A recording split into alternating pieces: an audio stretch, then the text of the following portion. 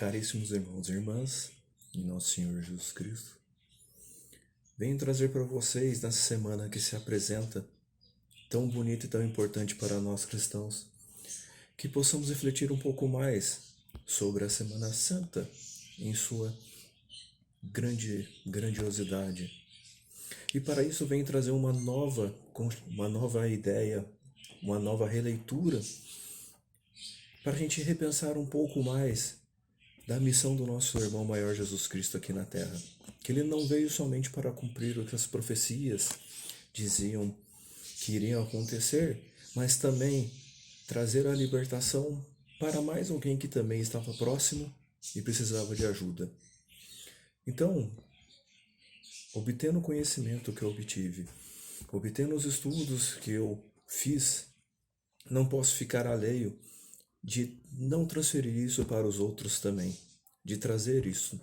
Então, possamos entender que, além do nosso irmão maior Jesus Cristo ter vindo à Terra, ele veio para trazer a salvação dos 5.000 anos que Adão ficou preso e ficou aqui na Terra esperando o momento de retornar para o paraíso. Porque quando Adão pecou no paraíso, Deus lhe disse que durante 5 dias seriam os dias que ele teria que esperar para voltar para o paraíso. Mas os 5 dias são 5.000 anos. E quando o Messias veio, é quando temos essa subtração desse tempo. Então, quando o Messias foi pregado na cruz, foi onde se cumpriu a outra parte que muitos não conhecem ou não ouviram falar, de quão importante é essa comparação Adão e o nosso Messias, nosso Senhor Jesus Cristo. Então, para isso, vem trazer um pedaço de um texto da Caverna dos Tesouros, que ela prova um pouco dessa teoria, um pouco dessa ideia, e que devemos repensar também a Semana Santa como esse momento em que Nosso Senhor redimiu a terra do pecado, mas para isso ele também libertou aquele que também cometeu o pecado, que era Adão. Então, eu começo falando para vocês do capítulo 49 da Caverna dos Tesouros, que é um evangelho apócrifo, que ele diz assim, né, da parte do batismo, parte de vida pública e a morte do Messias, né? Mas eu vou dar mais enfoque nessa parte da vida pública e morte dele, né?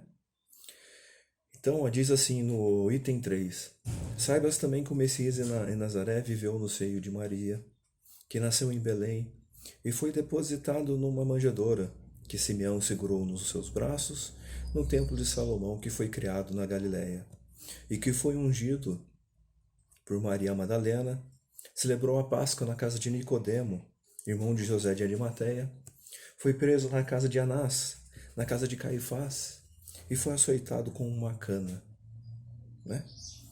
Abraçado às colunas do pretório de Pilatos, foi flagelado com açoite. Na primeira sexta-feira no 14º dia de Nissan, nosso Salvador padeceu. Na primeira hora de sexta-feira, Deus formou Adão do barro, e na primeira hora de sexta-feira, o Messias recebeu a cusparada dos filhos de Adão. Então, na primeira hora da sexta-feira, foi onde Deus criou Adão do barro, e os filhos de Adão retribuem com o Messias a ingratidão, a cusparada, né? A negação do Messias. E continua, na segunda hora de sexta-feira, reuniram-se os animais selvagens, os animais domésticos e os pássaros ao redor de Adão, e ele lhe deu os nomes, enquanto eles curvavam a cabeça. E na segunda hora de sexta-feira, congregaram-se os judeus contra o Messias, rangendo os dentes contra ele. Segundo a palavra do piedoso Davi, touros grandes me rodearão, bois gordos me cercarão. Então, podemos dizer que isso é mais uma compreensão, que a partir do momento que quando os animais vieram se apresentar a Adão, né, para prestar o seu respeito, né, ao rei, ao primeiro rei, foi quando o rei, o Messias também, foi renegado também pelos judeus, por nós. E quando a gente viu também cachorros, né, que também latiam contra Jesus, né, que rodeavam ele e que batiam enquanto carregavam a cruz. Então, tem muito parecer entre os dois. E continua. Na terceira hora de sexta-feira foi colocada a coroa da glória na cabeça de Adão. E na terceira hora de sexta-feira foi colocada a coroa de espinhos sobre a cabeça do Messias. Então, na mesma terceira hora da sexta-feira, Adão foi coroado como rei aqui na terra, como representante, com uma forma de Deus, na representação de Deus na terra. E na mesma hora, nós retribuímos coroando ele com uma coroa de espinhos. 3 horas esteve Adão no paraíso, em esplendor e glória. 3 horas esteve o Messias no foro, quando foi chicoteado com um açoite. Então, por 3 horas, Adão permaneceu no paraíso, vivendo, aproveitando do paraíso. E essas mesmas 3 horas foi quando Jesus foi açoitado na frente de todos, antes de ser condenado. Na sexta hora, Eva subiu à árvore da transgressão do mandamento. Na sexta hora, o Salvador subiu à cruz, a árvore da vida. Então, na mesma sexta hora, Eva subiu para pegar a maçã, né? A árvore da vida,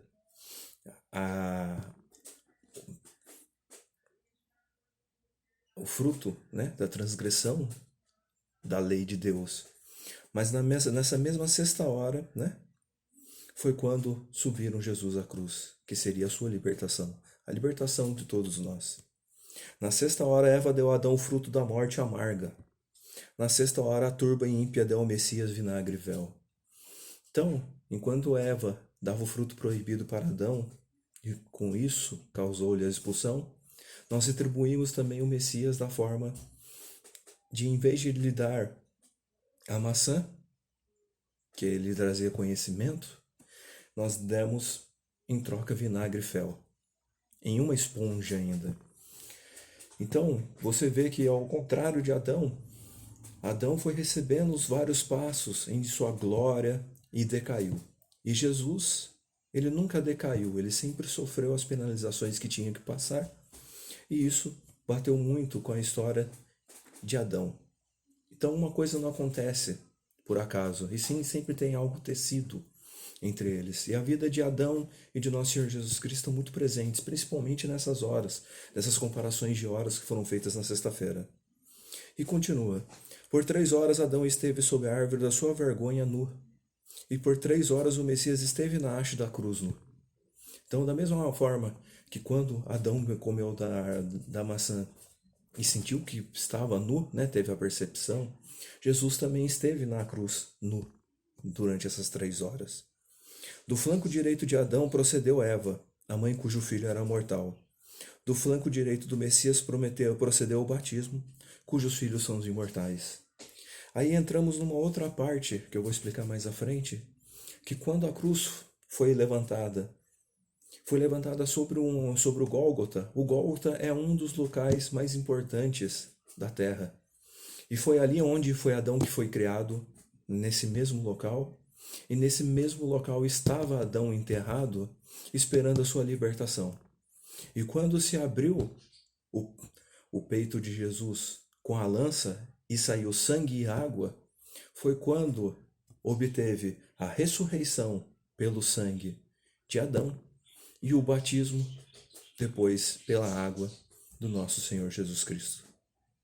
Então, isso são coisas que aconteceram e muitos de nós não conhecemos, mas fica aí para a reflexão de todos.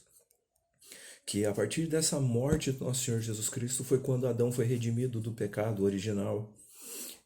Foi quando Jesus foi imolado e ele ressuscitou. Ele ressuscitou também Adão.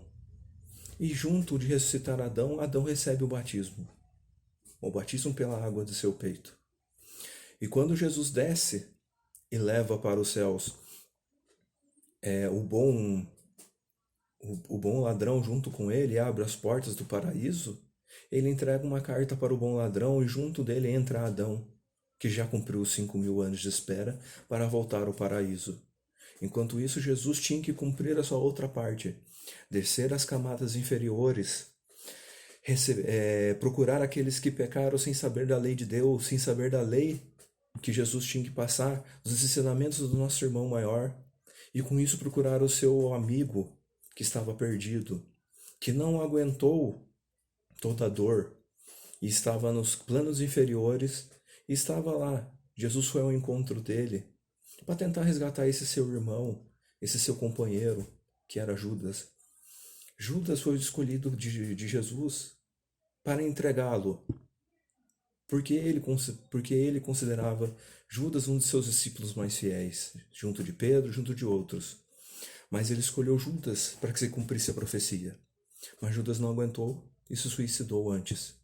E por isso, nesses 3 dias após a morte, Jesus, além de abrir as portas do paraíso para Adão retornar novamente, ele vai em busca do seu amigo que estava perdido nas partes inferiores, mas não consegue resgatá-lo. Mas sim sua mãe, com muito amor, não deixa ninguém desamparado e vai à busca dele também e o traz. Então continua. Numa sexta-feira, Adão e Eva pecaram. Numa sexta-feira, o seu pecado foi redimido. Numa sexta-feira, Adão e Eva morreram. Numa sexta-feira, eles reviveram. Numa sexta-feira, a morte assumiu o poder sobre eles. E numa sexta-feira foram libertados do seu poderio. Numa sexta-feira, Adão e Eva saíram no paraíso.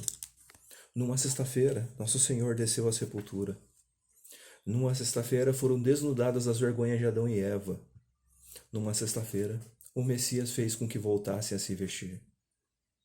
Numa sexta-feira, Satanás revelou as vergonhas dos dois. Numa sexta-feira, o Messias desnudou Satanás e todas as forças, cobrindo-os publicamente da vergonha. Numa sexta-feira, as portas do paraíso foram fechadas. Numa sexta-feira, elas foram abertas, e por elas entrou o bom ladrão. Numa sexta-feira, foi entregue ao querubim a espada de 2 gumes. Numa sexta-feira, o Messias triunfou pela lança e quebrou o fio da espada. Numa sexta-feira foram dadas a Adão o sacerdócio, a realeza e a profecia. Numa sexta-feira, o sacerdócio, a realeza e a profecia foram sobretraídos aos judeus. Na hora nona de sexta-feira, Adão desceu das alturas do paraíso para as terras planas. Na hora nona de sexta-feira, o Messias desceu do alto da cruz para as regiões inferiores da terra, junto àqueles que jaziam do pó. E o mais importante é essa parte que deixa bem explícito que nessa sexta-feira, quando Adão recebe, ele recebe o sacerdócio, a realeza e a profecia, e Jesus retira isso dos judeus, porque os judeus renegaram ele naquele momento, não acreditavam que ele seria um enviado de Deus, porque eles queriam um líder político, não um líder religioso. Mas eles pagaram, e receberam aquilo. Então, crucificando Jesus, eles perdem os 3, essas 3 dádivas.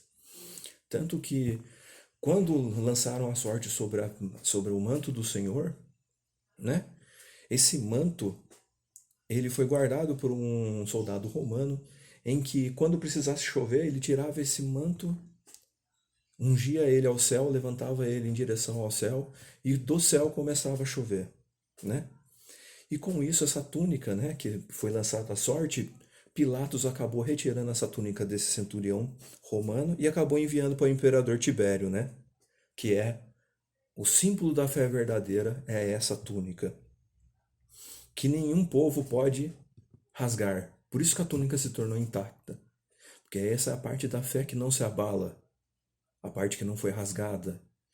Em contrapartida dessa parte da realeza, do sacerdócio, concedidos aos judeus, você vê que, em vez de rasgar a túnica de Jesus, quem se rasgou foi o próprio pano do templo, E para complementar essa parte da realeza do sacerdócio, ela é representada pelos 3 dons por 3 pessoas também, Através de Moisés, que veio ao sacerdócio, através da profecia de Moisés, o sacerdócio através de Arão, a realeza através a profecia através de Moisés, o sacerdócio através de Arão e a realeza através de Davi. Esses três dons que as gerações e estirpes dos israelitas se beneficiaram durante um longo período e foram lhes subtraídos num dia só. Então, as três definições que foram retiradas, esses três, né? A profecia por Moisés, o sacerdócio por Arão e a realeza por Davi.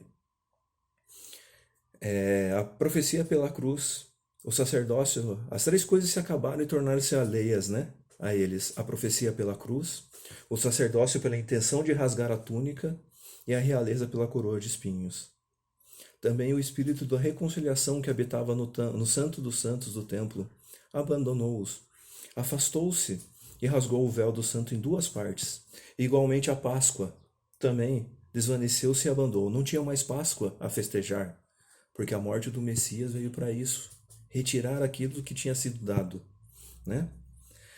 Quando quis Pilatos, né, pediu para eles entrarem no Sinódromo para conversar, eles falaram: não podemos pisar no pretório porque ainda não celebramos a Páscoa. Mas ao obter a permissão de Pilatos quanto à execução do nosso Senhor, né, quando eles já condenaram, quando Pilatos falou e condenou Jesus à morte, os judeus correram até o templo, pegaram pedaços de madeira que tinham no templo e pedaços da Arca da Aliança para construírem a cruz de Jesus. Mas por que usar as tábuas da Arca da Aliança para fazer a cruz? Porque convinha dizer que quem carregava o testamento também era para ser carregada pelo Senhor do testamento. Então, por isso que Jesus, ele, além da arca ser, né, esse símbolo de guardar o testamento, aquele que também carregava o testamento dentro de si também carregou ela nos ombros. Por isso que ela também foi feita. E depois, após ser retirada essas tábuas, né, quando Jesus foi descido da cruz, essas tábuas retornaram para o templo para continuarem lá. E vem a pergunta, né? Quando cumpriu a lei e o tempo das profecias, dos profetas, e quando Adão foi despertado e viu a vertente da água viva que lhe fora derramada do alto para a sua salvação, o Messias triunfou pela lança, e do seu flanco escorreram sangue e água, mas estes não estavam misturados. Mas por que não estavam misturados, né? Por que verteu primeiro o sangue e depois a água? O primeiro porque através do sangue seria dada a vida a Adão, e depois, após a vida, a ressurreição, viria água para seu batismo, como eu já falei bem no comecinho. Em segundo lugar, ele mostrou com isso que pelo sangue existe a imortalidade, mas que pela água a mortalidade é passível de sofrimento. Então devemos entender que nós vivemos essa vida, nós vivemos uma vida imortal através da nossa alma, mas que viemos aqui pela mortalidade sofrer as provações, sofrer tudo isso que precisamos, né, para passar e nos ensinarmos cada vez mais no nosso dia a dia. E o sangue e a água fluíram pela boca de Adão, e assim lhe foi redimido e revestido das vestes da glória. O Messias escreveu a carta da redenção com seu próprio sangue e colocou-as nas mãos do bom ladrão. Então, por isso que se faz, né? Se faz essa referência a eles, né? E para ir encerrando, né, que foi escrita essa carta de divórcio entre, né, diz, né, o texto ainda da Caverna dos Tesouros, quando Jesus subiu, né, subiu ao céu e tirou, né, foi descido também, que foi um outro detalhe, quando desprenderam o corpo de Jesus, também uma coisa do letreiro que ninguém reparou, que é uma coisa, né, Pilatos mandou escrever em 3 línguas. Ele mandou escrever em grego, latim e hebraico. Mas ele não escreveu em uma outra língua, qual era qual? Siríaco, que é uma outra população do lado, que são sírios. Por que ele não me mandou escrever em sírio? Porque os sírios não tiveram nenhuma participação no sangue do Messias. Então, porque Pilatos era um homem sábio e quis escrever, sábio e amante da verdade, ele não quis escrever nenhuma mentira, como fazem os maus juízes. Agiu de acordo com o que está na lei de Moisés, aqueles que condenam justos. Então, o que ele fez? Na qualidade de assassinos de Deus, Ali deveriam constar os nomes, e Pilatos escreveu isso, afixando a inscrição por sobre o Messias, que foi morto por Herodes, o grego, por Caifás, o judeu, e por Pilatos, o romano. Mas os sírios não tiveram nenhuma parte na sua morte. Tanto que o rei de Edessa, né, Abigaro, ele quis marchar contra Jerusalém e destruí-la porque Jesus tinha sido condenado à morte. Então, irmãos, devemos repensar um pouco nessa semana essa, essa, essa questão, principalmente da vinda de Adão, porque Adão também recebeu 3 presentes de Nosso Senhor, que foi ouro, incenso e mirra, que também Jesus também recebeu dos 3 reis magos. Então, está extremamente interligada a história dos dois para isso. E que toda essa reflexão possa ajudar a gente a entender um pouco mais a Páscoa, não somente do ponto de vista do nosso Senhor Jesus Cristo, que veio fazer a parte dele, mas também para entender a remissão que ele veio para trazer para outros, para trazer para Adão que precisava, que estava 5.000 anos esperando a sua volta ao paraíso. Que assim, irmãos e irmãs em Cristo, nós possamos fazer essa reflexão cada vez mais com muito amor e carinho. Que assim seja.